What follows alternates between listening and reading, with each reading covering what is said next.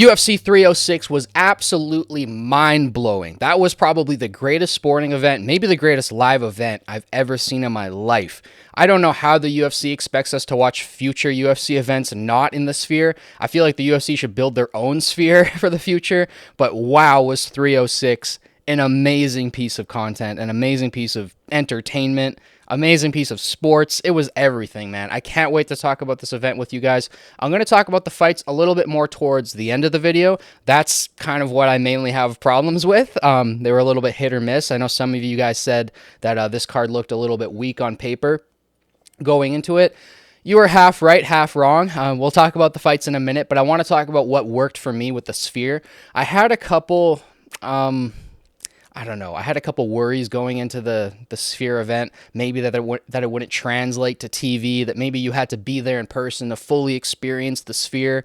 But honestly, watching it at home, I mean, I know I have a bit of a bigger TV than maybe most people, but it felt amazing watching it from home. I felt like I got basically the full experience. I mean, I know you have to be there to get the full experience, but wow, that translated beautifully to television. I thought everything was executed perfectly. A couple things I really liked about the Sphere is I liked the way it evolved. I thought that was really cool. I sat down for the early prelims. I didn't want to miss a single second of this event, so I watched the whole thing start to finish. Kicking it off with the Paul Rosa fight. I'll talk about that fight in a minute, but the way the Sphere looked in that first event, it was very like bare bones. It had like this metal architecture to it, and it looked like pretty dulled down, and I was like, this is still really, really cool, but this is probably good for the fighters. I feel like too many things going on might be distracting. As the fights went on, that kind of got quelled for me. It didn't seem like any single fighter had any issues dealing with the huge screen that was next to their entire half side and over their head. But yeah, it looked like it worked well for the fighters. I loved the way the arena evolved. So for the early prelims and the prelims, it evolved in 3 different stages, I believe. They were kind of toned down. They weren't as eccentric and wild as the stuff that was on the main card. When the main card came around, though, we got to see those movies, as Dana White calls them. I don't know if those movies are going to get nominated for the Emmys and Oscars and Grammy for the original score that Dana White thinks they are, but they were pretty spectacular. I just don't know if there's enough content there to win an Oscar, but they were incredible. They were nice and short. They weren't too long. You know, I had a buddy over, and he's like, "Are we gonna be watching like half an hour films in between each fight?" And I'm like, "No. They should be pretty short." And they were quite short. They were like under 5 minutes. And they were beautiful. They were super trippy, psychedelic. They brought you into these new fight worlds. You know, each world was from a different era in Mexico's history, all the way back from the conquistadors all the way up to the future. And each one looked really cool. I thought maybe the future one could have had a little bit more pop to it. Maybe you could have went like full cyberpunk with it and not just kind of this medium ground. But it was still really, really cool. All the scenery was awesome. I loved for the, I think it was the Valentina fight when the pedals were coming down. It was either that one or the one before it. That looked beautiful. Yeah, the Sphere was so well executed. The gloves, they had the Noche on the gloves, which was cool, but UFC, man, I wish they would do more with the gloves. Like, if you're going to do the gold gloves for championship fights, that's cool. Like, I'm all down for that. And if you want to just keep it like black and gold, cool. But like in boxing, you can have different colored gloves. You can kind of express your character not just through your shorts, but also through your gloves, and you can kind of match them. And I feel like the UFC should do that because boxing has bigger gloves. Like, they're more flashy, they're more in your face, and they're still not too much. Like, I'm never like, oh man, this guy has pink boxing gloves, I just can't watch this boxing match. It never really bothers me. So I feel like if Sean O'Malley wanted to have pink gloves with pink shorts, you should let him do it, in my opinion. But anyways, I'm not here to critique the gloves for UFC Noche. I just thought maybe they could have done a little bit more with that. But the shorts and the fight kits looked awesome. I thought they looked really cool. They were, you know, toned down enough to where they weren't too distracting, but they had enough going on with them that you could tell that they were unique fight kits. What I really, really liked, and this really surprised me, I wasn't expecting this going into the event, but each fight had different ring girls. At least for the main event, they were all different. They were kind of to the era that they were supposed to represent. And that was really cool. I know this is not going to get taken for future events. Like, this is a one and done thing, but I almost wish the ring girls would always dress up in cool outfits like this. Like, it was awesome to see those cool outfits walk in front of the cage in between rounds. It was much more, I don't know, cool to look at than just regular sports clothing. But that looked really cool. I loved all the makeup from all of that. That looked awesome. I think they even had a mariachi band like behind the UFC cage that was playing in between fights. There's just so much to talk about with the Sphere, and I'm obviously making this video a day after the event, so I'm still, trying to get everything collected in my mind, what all I experienced there. I hope when I rewatch this on Fight Pass, like, all of the cutscenes and everything's still in there and it still feels the same. I'm definitely going to rewatch this event, maybe a couple times. Usually when I rewatch UFC fight cards, I'll, like, skip through stuff and I'll just get right to the fights or right to the rounds that I want to see. But for this event, I think I'm going to rewatch it in full, at least once, maybe multiple times, because going into this event, Dana was saying this is a one-off. A couple days before the event, it seemed like he was saying that this was going to be a yearly event. But then in the post-fight press conference, he says he's under contract with MGM and this is going to be a one-off. Now, I still feel like he's going to come back to the Sphere because it was just such an amazing event. It was such a spectacle that people are going to be wanting that again. So I hope that happens. I hope it happens soon. I don't necessarily need it to be a yearly event, but it would be nice to go back, every couple years and do another Sphere card, maybe another love letter to like Brazil or Japan, or somebody mentioned that in the post-fight press conference. And I think that's a great idea. I think a love letter to Brazil in the Sphere would be really cool.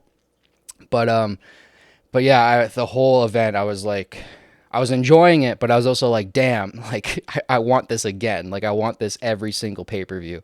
I feel like the UFC should almost build like a half-size Sphere for themselves and have it just for UFC or something like that, because this was pretty special. Like, I was blown away. I was really blown away. I had my expectations fairly high as well because Dana was hyping it up so much, and I feel like it lived up to that. So let's talk about the fights a little bit, and then I'll give you guys kind of my summary thoughts on 306. And then you guys can let me know your thoughts down below in the comments, because I've seen a lot of conflicting opinions. I feel like most people feel like the Sphere was pretty damn awesome in and of itself. There's been a couple people who are like, they could have done more, but I feel like those are just haters. But there are some criticisms for the fights, and we'll get into that. So when I said that you guys were half wrong, half right about this card being rather weak, I think you guys were wrong in that. I'm not targeting my audience here, but some people were saying that the fighters on this card were no names, or they weren't the biggest guys on the roster, so they felt like this card wasn't really worth watching. But if you watched the whole card, it was damn well worth watching. The 4 prelims, the early prelim fight, I should go over that first. The Rosa fight with Arichi Lang. I can't say his name very well. He's Chinese, but that was a really close fight. I thought maybe the Chinese guy won maybe a round, but Rosa got it done. He showed, good heart. That fight was the most boring going up until the co-main and main event, which I'll get to in a second. But all the fights after the Rosa fight were awesome. Like, they were all amazing fights. I thought Joshua Van versus Edgar Chirias, Joshua Van stepping in on short notice. He's only like 22 years old or something. He's a very young fighter, and he's not undefeated. I think he's like 12-2 or something like that. But he goes in there and he puts his record on the line short notice like that.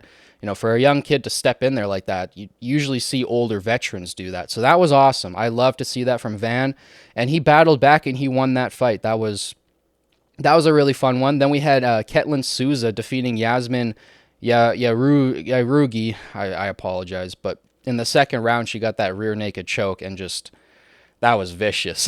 The way Souza ended that fight was vicious, and I did not see that coming. I had Yasmin going into that fight for sure. But yeah, huge upset there. Then we had Bahamondes versus Torres. That was a super fun fight until, Bahamondes got that knockout in the first round. That was deadly. Bahamondes is no joke, man. He is dangerous. He's one of the most fun fighters to watch now for me. Like, his last couple fights have been barn burners. He fights so violently. He puts his chin on the line and he just slings leather, and he did that in this fight as well, and luckily he got a good outcome. He got a knockout in the first round. Then we had Irene Aldana versus Norma Dumont, and Yeah, it's sad to see Irene Aldana lose like that, but man, does she have heart. She is one of the toughest female fighters I've ever seen in the sport. The way she fought through that cut, fighting through literally a mask of blood. I won't put any images on screen because they're just too gruesome, but literally a mask of blood, fighting through that and still managed to cut Norma throughout that fight and still like fought to the end. I thought that was an amazing performance. I thought going into this, maybe getting to 36 years old, Irene, maybe she's looking at retirement here in the next year or so. But after a performance like that, I feel like she still has a few good years in her. And she still might be able to hang in that top 5, top 10, because man, is she tough. That was an amazing fight. And then we get into the main card where we had Ronaldo Rodriguez defeating Ode Osborne. That was a really close fight. I think the scorecards were a little bit skewed on that. I really didn't see a 29-27. I thought that was a really close fight. And, this is another one where people were like, why is Ode Osborne on the main card? Like, these are flyweights. They're not the biggest names. Like, why are these guys on here? But they delivered. Like, this was an amazing fight. It was back and forth. Both guys were close to finishing each other. Ode Osborne was really close to finishing Rodriguez in a couple instances, and this was just a barn burner from start to finish. And then we had Esteban Ribovics versus Daniel Zellhuber. And wow. Wow, this might be fight of the year. It might be one of the greatest fights of all time. I know round of the year was in this fight. I think it was the third round that was just absolutely wild.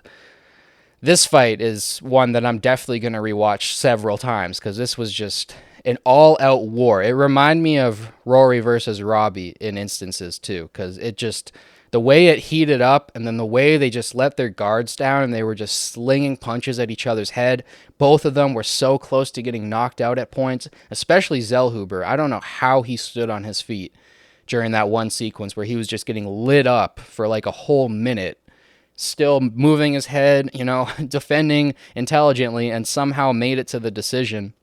It was a split decision for Ribovics. I don't know how to say his name, but what an amazing fight. And then we had Diego Lopez versus Brian Ortega, which also was an amazing fight. Diego Lopez really showed up in this one. I wanted it to go to the ground. I wanted to see some, jiu-jitsu transitions. I wanted to see who was really better on the ground, but we didn't really get that. We got Diego Lopez just kind of tuning up Brian Ortega on the feet, and he got 30-26 from one judge, 30-27 from the other two, and Lopez, man, I think he has 5 wins in the last 13 months or something like that. Like, he's one of the most fun, reliable, entertaining fighters on the entire roster, let alone at 145, and I can't wait to see what he does next. I would love to see that Iloev rematch maybe, because I know we still have to have the Max Ilya fight, so maybe in the meantime we can get that Iloev rematch. I thought that was a really close fight. But yeah, good on Lopez, man. What a performance. And then comes out the next fight and is in the corner for Alexa Grasso versus Shevchenko. So here's where you guys were right. You guys were wrong. Again, I'm not targeting you guys, but the general UFC consensus was wrong about the fights being bad for the prelims and the bulk of the main card. Those were all amazing fights.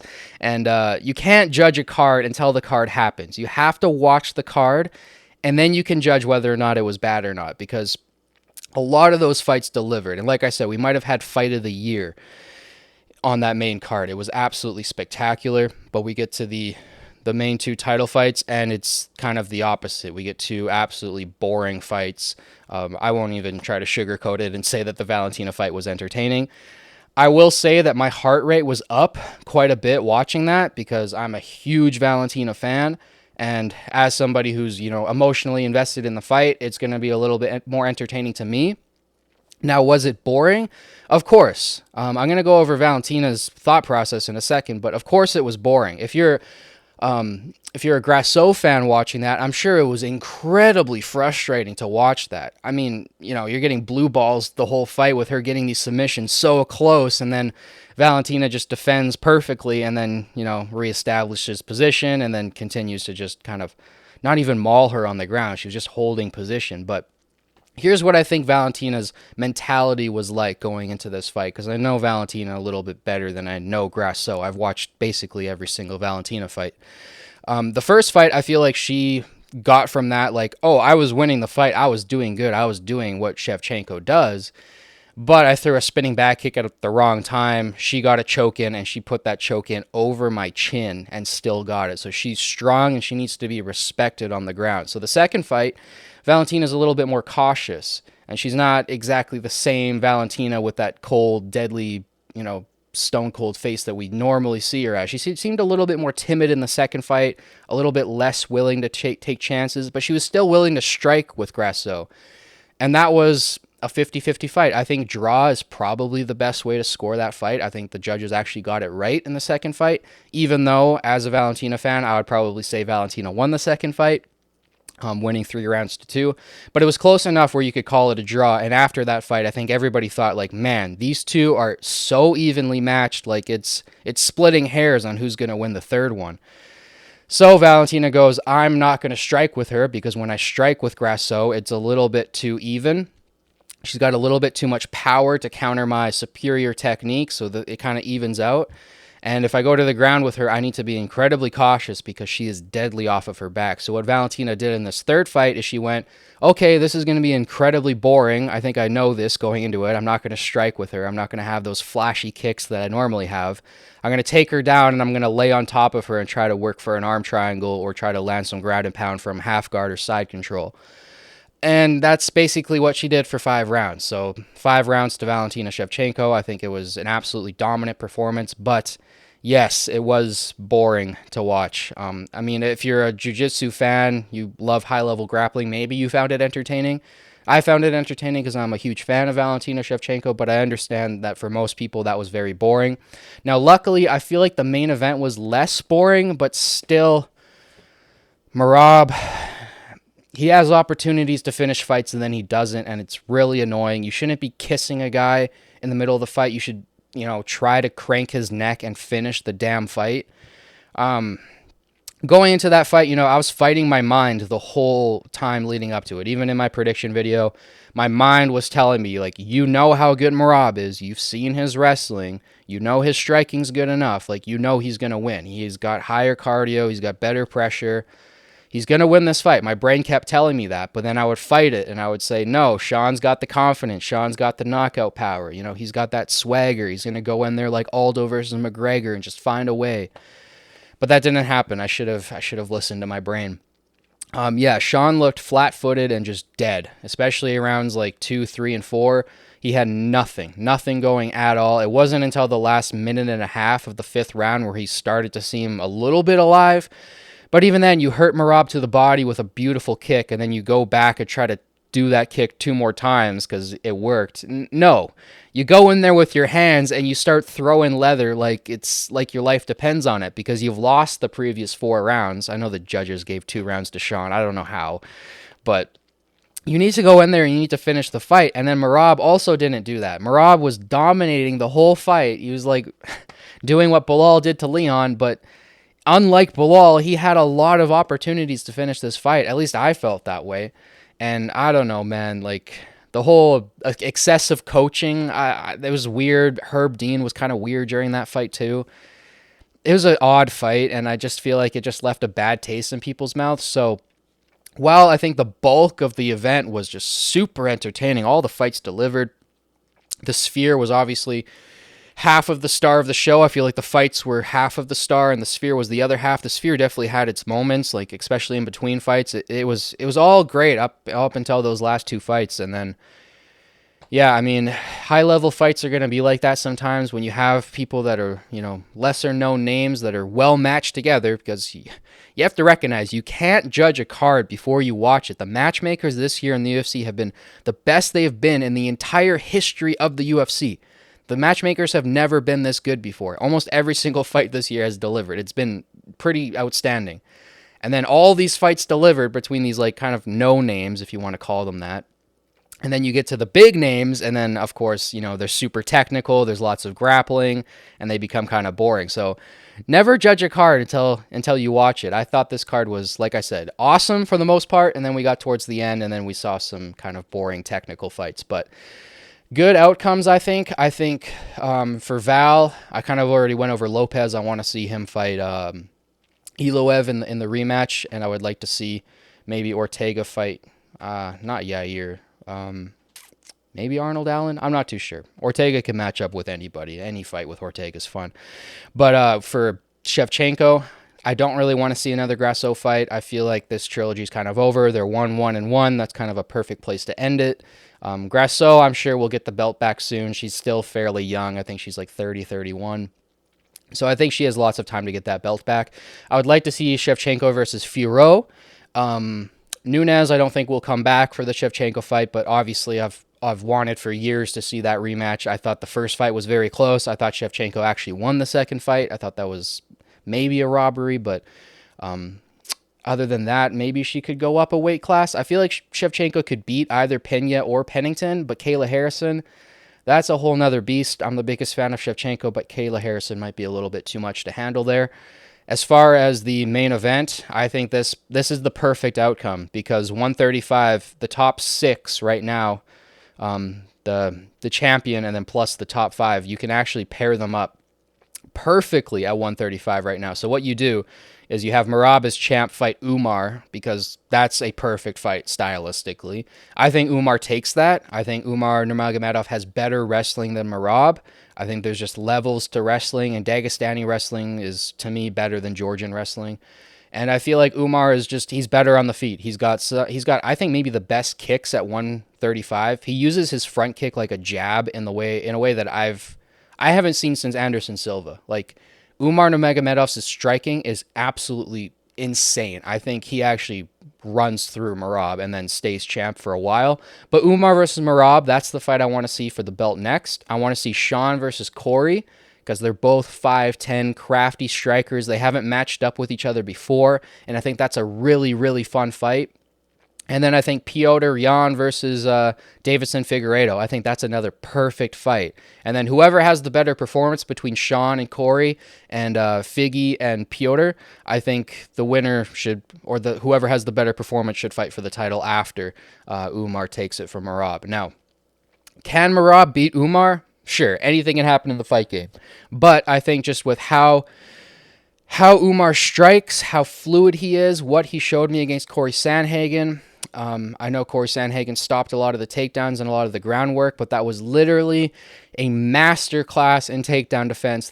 I've never seen anybody defend takedowns better in my entire life. Like that was the masterclass for takedown defense, and still Umar Nurmagomedov outworked him on the feet for like all 5 rounds. So yeah, 135 is a lot of fun right now. The women's flyweight division is a lot of fun right now.